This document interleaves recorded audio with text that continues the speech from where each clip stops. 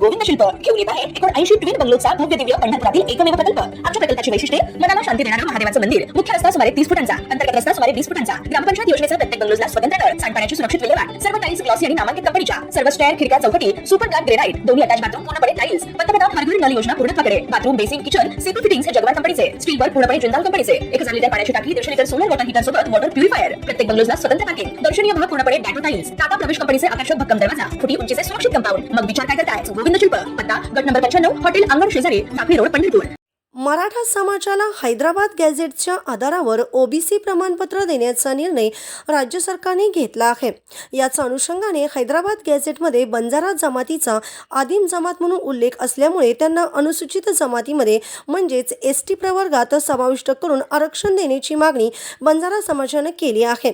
यावर आता राज्य शासनाने सकारात्मक पाऊल उचलले असून बंजारा प्रवर्गातील उपवर्गासह सदर समाजाचा अनुसूचित जमातीमध्ये समावेश करण्याबाबतची मागणी तपासाच्या दृष्टीने अभ्यास करून अहवाल सादर करण्यासाठी उच्च न्यायालयाचे निवृत्त न्यायाधीश यांच्या अध्यक्षतेखाली समिती स्थापन करण्यात आली आहे।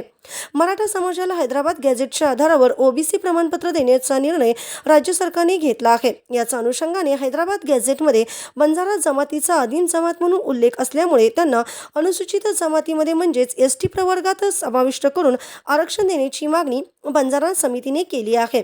यावर आता राज्य शासनाने सकारात्मक पाऊल उचलले असून बंजारा प्रवर्गातील उपवर्गासह सदर समाजाचा अनुसूचित जमातीमध्ये समावेश करण्याबाबतची मागणी तपासाच्या दृष्टीने अभ्यास करून अहवाल सादर करण्यासाठी उच्च न्यायालयाचे निवृत्त न्यायाधीश यांच्या अध्यक्षतेखाली समिती स्थापन करण्यात आली आहे।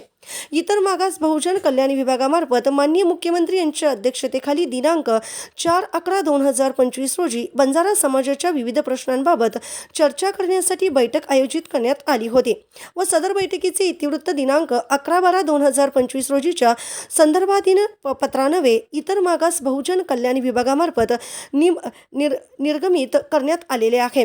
सदर बैठकीत घेण्यात आलेल्या निर्णयानुसार बंजारा प्रवर्गातील उपवर्गासह सदर समाजाचा अनुसूचित जमातीमध्ये समावेश करण्याबाबतची मागणी तपासाच्या दृष्टीने अभ्यास करून अहवाल सादर करण्यासाठी माननीय उच्च न्यायालयाचे निवृत्त न्यायाधीश यांच्या अध्यक्षतेखाली समिती स्थापन करण्याची बाब शासनाच्या विचाराधीन होती।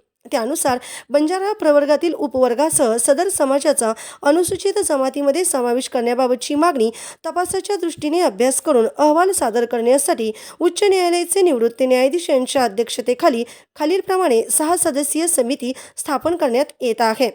ML तहलियानी तसेच माननीय उच्च न्यायालयाचे निवृत्त न्यायाधीश हे समितीचे अध्यक्ष राहणार आहेत।